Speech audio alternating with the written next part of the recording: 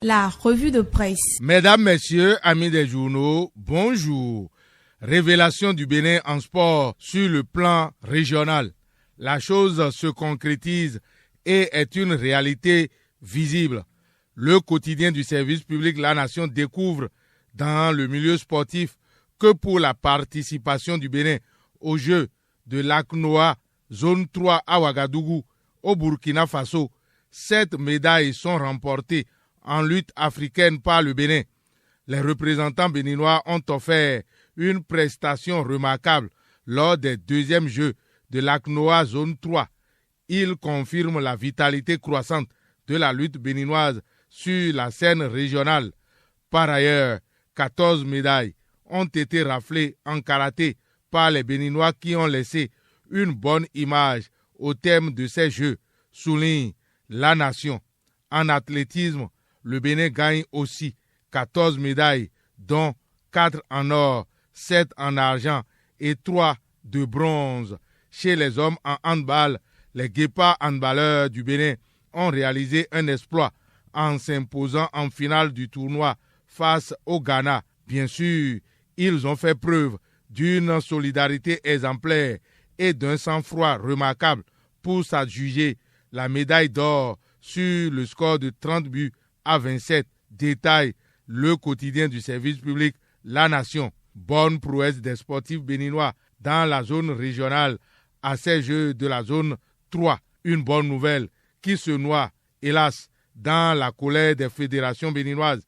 Une colère qui monte face aux promesses du ministre des Sports, Benoît Dato. Il avait annoncé une décision forte du gouvernement, à savoir la mise à disposition d'une enveloppe de 3,186 milliards de francs CFA. C'est pour accompagner les fédérations sportives dans la préparation et la participation des équipes nationales du Bénin aux grandes compétitions internationales. C'était en 2024 que cette promesse du ministre Benoît Dato a été faite. Il s'agit d'une promesse du gouvernement, à en croire le pays émergent qui lance un appel à la réforme et à la transparence.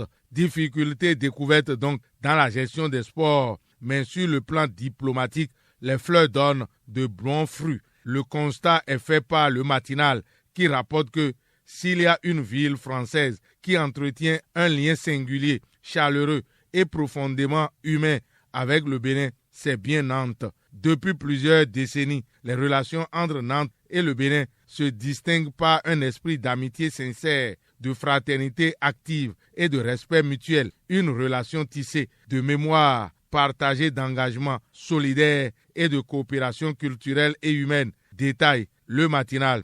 Tout va bien donc dans cette coopération. Hélas, au Bénin, il y a des épines dans le talon de la déclaration du duo du parti Les Démocrates en difficulté. Le parti LD avait saisi la Cour constitutionnelle. L'institution a programmé pour hier, lundi 20 octobre 2025, le conclave des 7 sages devant accoucher d'une décision. Kama Wasangari évoque des raisons et parle d'éléments nouveaux qui viennent renforcer leur requête, d'où le report de l'audience souhaitée par le parti Les Démocrates, rapporte le pays émergent, qui souligne que rendez-vous est pris pour jeudi prochain pour la sentence et nous sommes sûrs que le droit sera dit, affirme Kama Wasangari, rapporté par le pays émergent. Audience sur le parrainage du député Sodinou.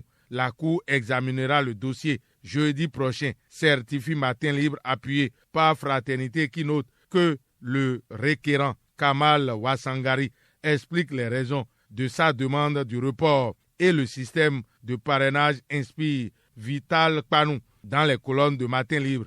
Il parle d'un dévoiement de l'expression démocratique à la base. Dans l'emblème du jour de Émeric Joël Alagwe, l'affaire Michel Sodinou a conduit la Sénat à une mise au point. Elle brise le silence, constate l'emblème du jour. Fraternité relève que la Sénat rejette les propos de désinformation et réitère sa neutralité. Mais les démocrates dénoncent une décision partiale et précipitée, renchérit Fraternité. Le Matinal certifie que pour la conduite du processus électoral au Bénin. La Sénat clame haut et fort son impartialité et réaffirme son engagement pour des élections transparentes. Le journal est allé écouter Orden Aladatin, président de la commission des lois à l'Assemblée nationale. Le droit du parrainage est associé à chaque individu qui l'exerce dans le cadre de la loi. Si ce droit revenait aux partis politiques,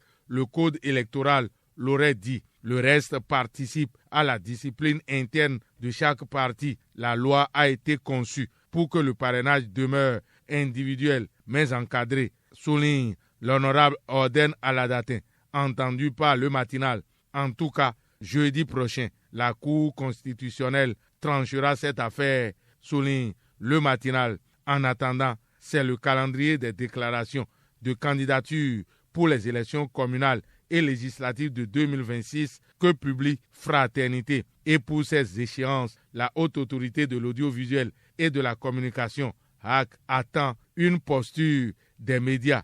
À en croire l'emblème du jour, sous la présidence de Édouard Loko, la HAC a procédé à la signature de conventions avec 7 organes de presse de renom. Cette initiative s'inscrit dans la volonté de renforcer la responsabilité et l'éthique dans le traitement de l'information en vue de soutenir une couverture médiatique impartiale et transparente lors du processus électoral, rapporte l'emblème du jour. Fin de cette revue. À la prise de son, Fatih Wahoyon. Réalisation et présentation, Lucien Dossou. Agréable journée à toutes et à tous. C'était la revue de presse.